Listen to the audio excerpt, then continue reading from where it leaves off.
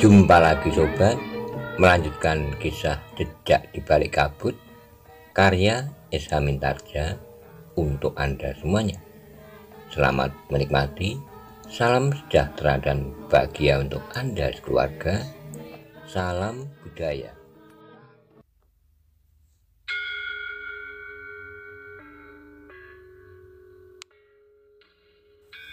Pada episode sebelumnya dikisahkan, Ibu Paksi menghambur ke halaman dan memeluk Paksi ketika melihat Paksi dicambuk oleh Pangeran Benowo.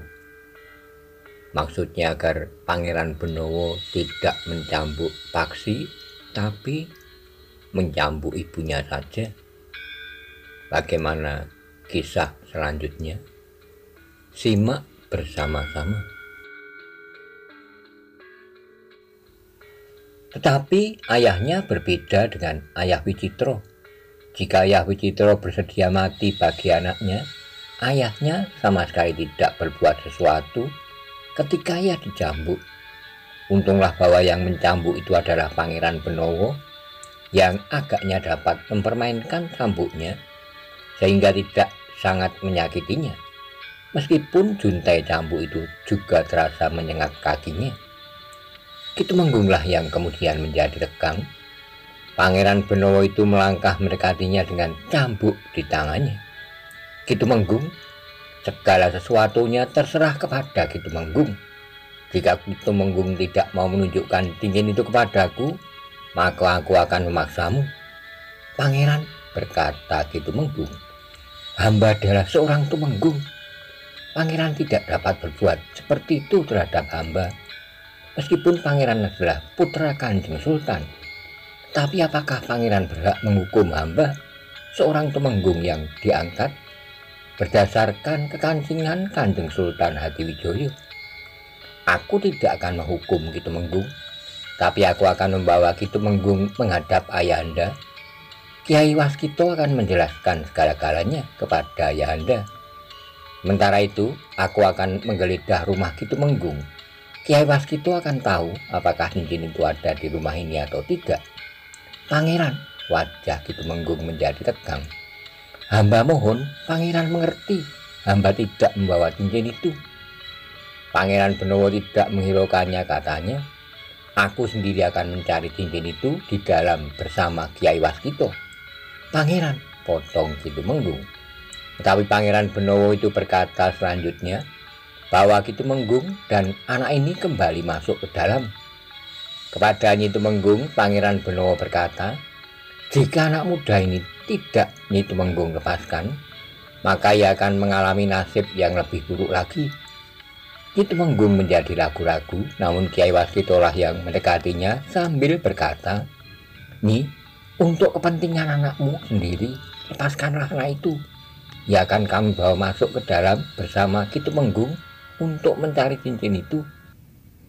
Nyi Tumenggung masih belum melepaskan Paksi sehingga Kiai Waskito berkata, aku akan menanggung keselamatan anakmu. Dengan sorot mata penuh kebimbangan, Nyi Tumenggung memandang Kiai Waskito.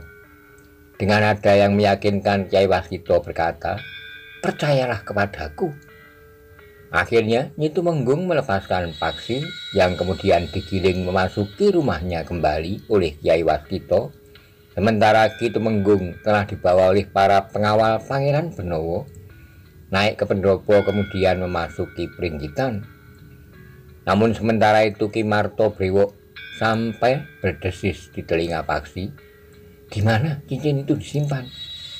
Dibawa masuk ke dalam bilik ayah, bisik Paksi. Sejenak kemudian Ki Tumenggung dan Paksi telah berada di ruang dalam. Beberapa orang pengawal berdiri di depan pintu. Pangeran Benowo yang berada di ruang dalam itu pun kemudian bertanya kepada Kiai Waskito, Kiai, barangkali kita tidak dapat memaksa Ki Tumenggung untuk berbicara. Bahkan mungkin Ki Tumenggung benar-benar tidak tahu bahwa cincin itu ada di rumah ini. Karena cincin itu datang sendiri, karena itu kita akan mencari dengan cara kita sendiri. Kiai Waskito mengangguk-angguk sambil berkata, aku akan mencoba, Pangeran. Sejenak kemudian, Kyai Waskito pun berdiri di tengah-tengah ruang dalam. Ia pun merenung sesaat, kemudian seperti orang yang mendengarkan sesuatu yang tidak jelas. Kyai Waskito memiringkan kepalanya. Tiba-tiba saja Kyai Waskito itu melangkah perlahan-lahan. Tangan kirinya bertumpu pada tongkatnya, punggungnya yang agak bongkok menjadi semakin bongkok. Kepala Kitumenggung menjadi pening ketika ia melihat orang yang disebut Kyai Waskito itu melangkah ke pintu bilik Kitumenggung. Di depan pintu Kyai Waskito berhenti, katanya, "Menurut pengamatan hamba, cincin itu ada di dalam bilik ini, Pangeran." "Ini bilik siapa, Kitumenggung?" "Bilik hamba, Pangeran." "Nah, Kitumenggung, kami akan mencari cincin itu di bilik Kitumenggung. Tetapi agar Kitumenggung tidak menuduh kami mengambil sesuatu bilik Kitumenggung, aku minta Kitumenggung menunggu kami di saat kami mencari cincin itu di dalam bilik Kitumenggung." "Sebenarnya hamba memang keberatan, Pangeran. Di dalam bilik itu tersimpan perhiasan-perhiasan Kitumenggung, benda-benda pusaka simpanan hamba, dan benda-benda berharga lainnya." Pangeran Benowo mengangguk-angguk, katanya, "Aku mengerti, Kitumenggung. Jika demikian, aku persilahkan Kitumenggung sajalah yang mencari cincin itu. Kami akan menungguinya seperti yang aku katakan. Mungkin cincin itu datang sendiri ke rumah ini, atau kemungkinan-kemungkinan lain yang Kitumenggung sendiri tidak tahu. Tetapi seharusnya Kitumenggung tanggap akan maksudku dengan kesempatan yang aku berikan ini, karena aku mempunyai cara lain yang tentu tidak akan Kitumenggung senangi." Kitumenggung berdiri termangu-mangu sementara Pangeran Benowo berdesis perlahan. Cara ini mungkin untuk menyatakan bahwa Kitumenggung tidak bersalah. Kitumenggung tidak dapat berbuat lain. Ia menyadari bahwa Pangeran Benowo sudah memberikan kesempatan kepadanya, sehingga ia dapat dianggap tidak bersalah. Tapi beratnya untuk menyerahkan cincin itu, cincin yang diburu oleh Paksi untuk waktu yang panjang, lebih dari setahun. Tetapi jika Pangeran Benowo kehilangan kesabaran dan menggeledah sendiri bilik itu dan menemukannya, maka ia tidak akan dapat ingkar bahwa ia dapat dituduh menyembunyikan cincin kerajaan, atau bahkan lebih buruk dari itu, ia dapat dituduh mencuri cincin kerajaan yang hilang itu karena terbukti dapat ditemukan di rumahnya. Karena itu, maka Kitumenggung akhirnya berkata, "Baiklah, Pangeran, aku akan mencarinya. Memang mungkin cincin itu turun dari langit dan langsung masuk ke dalam rumahku, dan bahkan ke dalam bilikku." Dengan lesu Kitumenggung pun kemudian masuk ke dalam biliknya, sementara Pangeran Benowo berdiri di pintu. Memang tidak ada yang dapat dilakukan oleh Kitumenggung selain mengambil cincin itu dan kemudian menyerahkannya kepada Pangeran Benowo. Pangeran Benowo yang berdiri di muka pintu menerima cincin itu sambil tersenyum. Namun ia pun masih juga berdesis perlahan, "Kitumenggung, sebenarnya lah Kyai Waskito tahu bahwa cincin itu tidak turun dari langit. Tapi cincin itu tentu dibawa oleh seseorang kemari. Getaran panggraitonya yang tajam tidak dapat ditipu dengan cara apapun juga. Tapi jika aku berkata demikian di hadapan para pengawal, maka berarti harus ada orang yang ditangkap dan dituntut karena telah menyembunyikan cincin kerajaan." Kitumenggung tidak menyaut, ditundukkannya kepalanya dalam-dalam. Namun demikian terasa di dadanya seakan-akan ombak di lautan yang didera prahara berdeburan menghantam tebing. "Nah, sudahlah, persoalan ini aku anggap selesai. Aku tidak akan mempermasalahkannya lagi. Besok aku akan menghadap Ayahanda dan berusaha untuk meredam persoalan ini agar tidak berkepanjangan." "Terima kasih, Pangeran," desis Kitumenggung. "Sekarang aku minta diri." Ketika kemudian Pangeran Benowo keluar dari ruang dalam, maka para pengawalnya yang berdiri di muka pintu peringgitan mengikutinya pula. Demikian pula Kyai Waskito dan Kitumenggung di belakangnya. Paksi melangkah dengan ragu. Namun demikian, Pangeran Benowo berada di pendopo bersama beberapa orang pengawalnya serta Kyai Waskito. Tiba-tiba saja di luar dugaan siapapun, Kitumenggung itu berkata, "Ampun Pangeran, Jika hamba boleh berterus terang, anak hamba itulah yang telah membawa cincin ini pulang. Hei, Pangeran Benowo itu benar-benar terkejut mendengar pengakuan itu. Demikian pula Ki Martobriwo dan apalagi Paksi sendiri. Pangeran Benowo yang kemudian berdiri tegak di pendopo itu bertanya dengan suara bergetar, "Apakah kau berkata sebenarnya?" "Hamba Pangeran melihat sendiri bahwa anak hamba itu masih mengenakan pakaian seorang pengembara.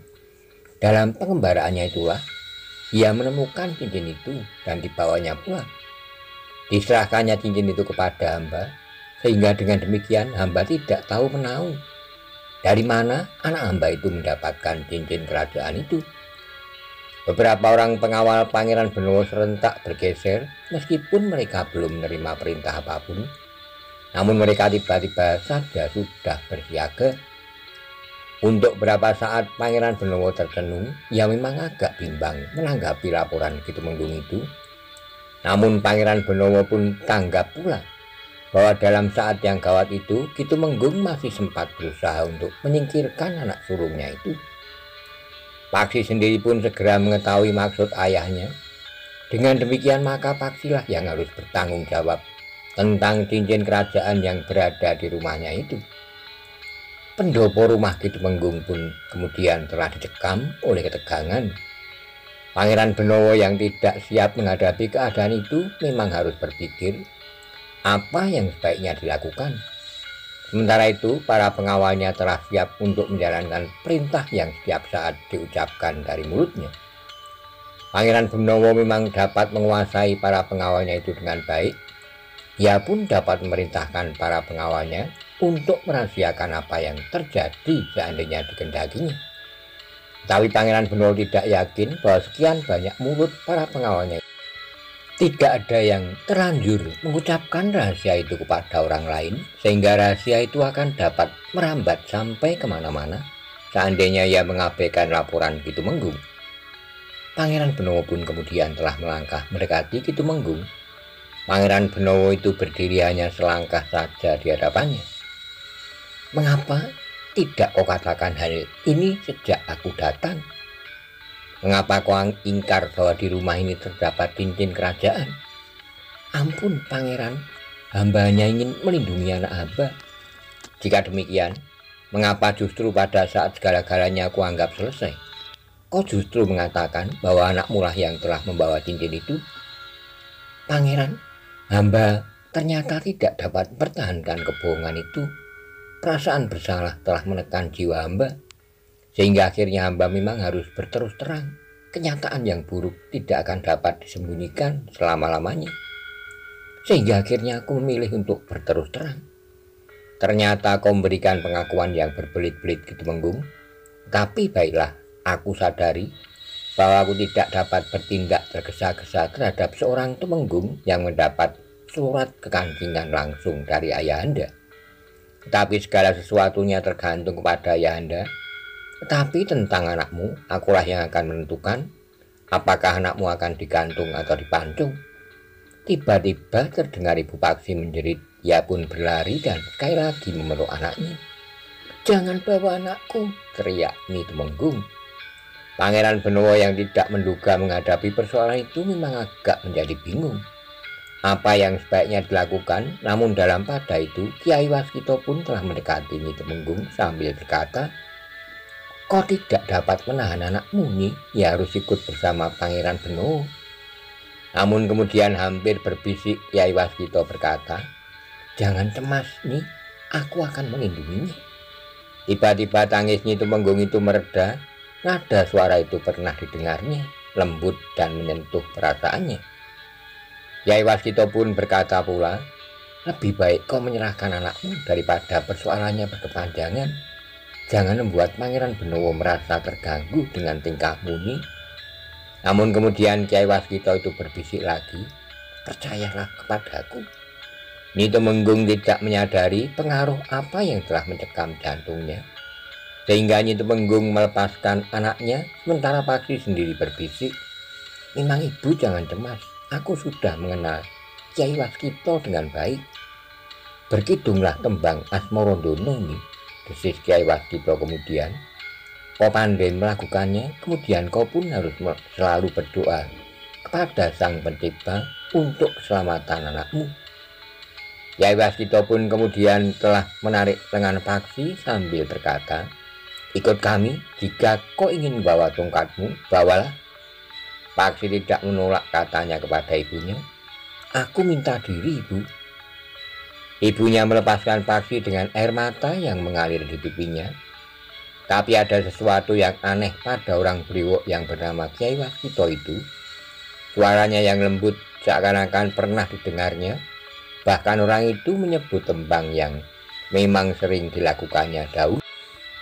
Terasa ada sesuatu yang aneh pada orang itu, namun itu Menggung pun tidak mengerti mengapa tiba-tiba saja ia percaya kepada orang itu. Kyai Waskita pun kemudian telah membawa Paksi turun ke halaman. Sementara Pangeran Benowo pun telah bersiap pula meninggalkan halaman rumah itu. Seorang pengawal telah memegang kendali kudanya. Ketika tiba-tiba saja beberapa orang berkuda masuk ke halaman rumah itu Menggung. Namun orang itu terkejut ketika mereka melihat Pangeran Benowo ada di halaman rumah itu pula. Sehingga dengan serta-merta orang-orang itu pun berlompatan turun. Paman Haryo Wisoko, desis Pangeran Benowo.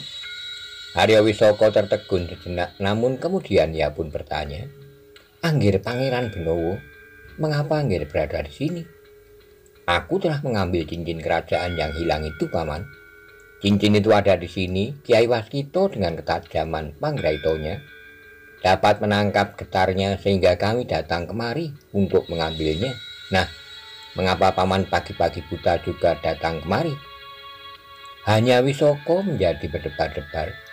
Tetapi ternyata nalarnya memang terampil sehingga ia pun segera menjawab, aku terbiasa berkuda di pagi-pagi buta mengelilingi kota. Bukankah Anggir tahu itu? Dengan laku seperti itu, kesehatanku akan tetap terjaga. Pada umurku sekarang, aku berani berlomba melawan anak-anak muda, khususnya dalam keterampilan menguasai kuda.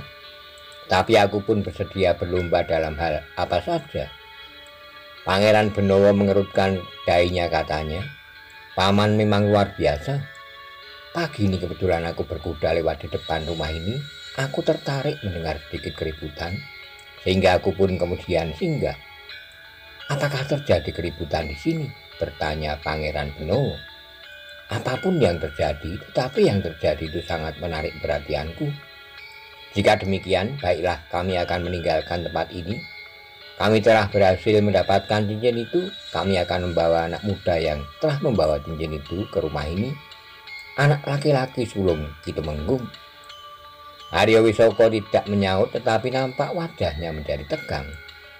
Pangeran Benowo pun kemudian telah melompat ke punggung kudanya. Ia pun kemudian berkata kepada seorang pengawalnya, berikan salah satu kuda kalian kepada anak muda itu. Kalian dapat berkuda berdua. Namun sebelum kuda Pangeran Benowo itu bergerak, Pangeran Benowo itu masih berkata, Paman, aku tertarik akan kesediaan Paman untuk berlomba keterampilan menguasai kuda, tetapi juga dalam hal apa saja. Mengapa? Bertanya Haryo Wisoko. Suatu kali aku ingin melakukannya. Wajah Haryo Wisoko menjadi panas. Dengan lantang ia pun menyaut, bagus Ngger, aku terima tantangan itu. Kapan Angger ingin melakukannya? Terserah kepada Paman, aku siap setiap saat, jawab Pangeran Benowo sambil menggerakkan kendali kudanya. Darah Haryo Wisoko tersirap, ia merasa ditantang oleh anak-anak yang baru kemarin berani naik ke punggung kuda.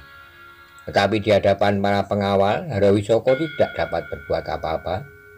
Namun Haryo Wisoko itu pun masih juga menjawab, terima kasih atas kesempatan yang Angger Pangeran berikan itu. Aku tidak akan pernah melupakannya.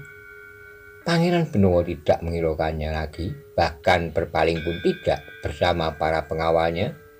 Pangeran Benowo meninggalkan halaman rumah ayah Paksi yang mendapat gelar Ki Tumenggung Sarpo Biwodo. Sepeninggal Pangeran Benowo, maka Ibu Paksi pun segera berlari masuk ke dalam biliknya. Ia pun segera menjatuhkan dirinya menelungkup di pembaringan. Ibu, terdengar suara anak laki-lakinya, adik Paksi. Ki Tumenggung itu pun mencoba menahan isaknya. Jangan menangis, Ibu. Kakang Paksi akan dapat menjaga dirinya sendiri. Dipeluknya anak laki-lakinya itu sambil berdesis. Mengapa hal ini harus terjadi atas kakakmu? Ia baru saja pulang dari pengembaraannya. Kini ia justru telah ditangkap dan dibawa oleh Pangeran Benowo. Aku tidak tahu mengapa ayahmu justru menunjuk kakakmu ketika Pangeran Benowo itu sudah siap untuk beranjak pergi. Aku juga tidak mengerti, Bu. Seharusnya ayah tidak melakukannya. Nyi Tumenggung pun bangkit ketika ia melihat anak gadis remajanya berdiri di depan pintu biliknya. Ibu, apa yang terjadi? Aku takut sekali, Bu. Kemarilah, Ger, desis Nyi Tumenggung. Gadis remaja itu pun berlari langsung memeluk ibunya. Tubuhnya gemetar oleh ketakutan yang sangat. Jangan takut, kakaknya mencoba untuk menenangkannya. Besok aku akan mencari keterangan tentang Kakang Paksi. Aku yakin Pangeran Benowo tidak akan berbuat sewenang-wenang. Apa yang terjadi dengan Kakang Paksi? Bertanya adik perempuannya yang tidak tahu pasti apa yang sebenarnya telah terjadi. Sedikit kesalahpahaman, hanya itu, jawab kakaknya. Kok harus tidur lagi, Ger? Desis Nyi Tumenggung. Sudah pagi, Bu. Sebentar lagi kita harus sudah bangun. Kembalilah ke bilikmu. Masih ada waktu untuk beristirahat, berkata kakaknya. Tapi gadis remaja itu menggeleng katanya. Aku di sini saja bersama ibu. Ibunya menarik napas dalam-dalam, namun ia pun kemudian berkata, ibu akan pergi ke dapur dan membangunkan para pembantu. Di pendopo ada beberapa orang tamu. Ayahmu tentu minta dibuatkan minuman bagi mereka. Aku ikut pergi ke dapur. Nyi Tumenggung tidak dapat mencegahnya, karena itu maka diajaknya anak gadisnya pergi ke dapur, sementara kakaknya kembali ke biliknya. Meskipun anak muda itu kembali berbaring di pembaringannya, tetapi ia tidak dapat memejamkan matanya. Ia memang merasa heran atas tingkah laku ayahnya yang dengan sengaja menyurukkan kakaknya ke dalam kesulitan. Seandainya ayahnya itu tidak menunjuk Paksi, maka menurut Pangeran Benowo persoalannya tentu tidak akan dipermasalahkannya lagi. Sementara itu tiba-tiba saja telah datang Haryo Wisoko dengan beberapa orang pengikutnya, sehingga anak muda itu bertanya di dalam hatinya, apakah ada hubungan antara sikap ayah itu dengan kehadiran Haryo Wisoko, atau kehadiran Haryo Wisoko itu ada hubungannya dengan kedatangan Kakang Paksi yang membawa cincin kerajaan itu.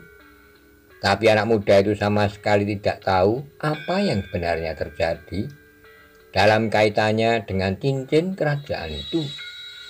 Dalam pada itu, di halaman Haryo Wisoko menjadi sangat tegang. Kemarahannya serasa membakar jantungnya ketika ia mendengar dari Ki Tumenggung tentang sikap Pangeran Benowo. Apa benar kau mendapat isyarat dari langit tentang kehadiran cincin itu di rumah Ki Tumenggung? Aku tidak tahu apakah sebenarnya yang telah menuntun Pangeran Benowo itu kemari. Yang aku tahu, cincin itu justru dibawa oleh Pangeran Benowo yang justru telah meninggalkan istana beberapa lama. Bagaimana mungkin cincin itu dapat jatuh ke tangan anakmu? Tapi ternyata anakku dapat menemukannya di sebuah gelombang kecil. Ia melihat cahaya yang seakan-akan jatuh dari langit dan jatuh di belakang sebuah gerumbul. Ternyata di belakang gerumbul itu terdapat sebuah gelombang. Haryo Wisoko termangu-mangu sejenak. Ia mencoba menghubungkan peristiwa demi peristiwa. Demikian berulang. Hampir saja aku justru terjebak, desis Haryo Wisoko. Aku tidak sempat memberitahukan bahwa Pangeran Benowo telah datang kemari, jawab Ki Tumenggung. Tapi berhati-hatilah, Ki Tumenggung. Pangeran Benowo adalah seorang anak muda yang cerdik dan berani. Ia tentu mempunyai prasangka buruk terhadapku karena aku datang kemari pagi-pagi buta. Tapi itu lebih baik daripada Pangeran Benowo datang kemudian, berkata Ki Tumenggung. Haryo Wisoko mengangguk-angguk katanya, ya, ia dapat langsung melibatkan aku dalam soal cincin ini. Sekarang semua kesalahan telah aku limpahkan kepada Paksi. Biarlah Paksi bertanggung jawab atas cincin itu. Mengapa Ki Tumenggung justru melimpahkan tanggung jawab kepada anak Ki Tumenggung? Kenapa Ki Tumenggung tidak justru melindunginya? anak iblis. Biar ia belajar memahami arti hidup. Anak itu tidak boleh menjadi benalu di rumah. Meskipun ya anakku, kau termasuk orang yang aneh, Ki Tumenggung. Baru saja ia pulang dari sebuah pengembaraan yang panjang sambil membawa cincin kerajaan yang hilang itu. Ketika di rumah hanya akan menimbulkan bencana saja. Apakah Ki Tumenggung akan membiarkan anak itu dihukum jika ia dianggap bersalah? Apa yang harus aku lakukan? Jika aku melibatkan diri, maka tentu akulah yang akan dihukum. Haryo Wisoko mengangguk-angguk, namun kemudian ia pun berkata, kita memang tidak dapat membayangkan apa yang akan terjadi pada anakmu yang berada di tangan Pangeran Benowo. Pangeran Benowo adalah orang yang aneh. Ki Tumenggung mengangguk-angguk.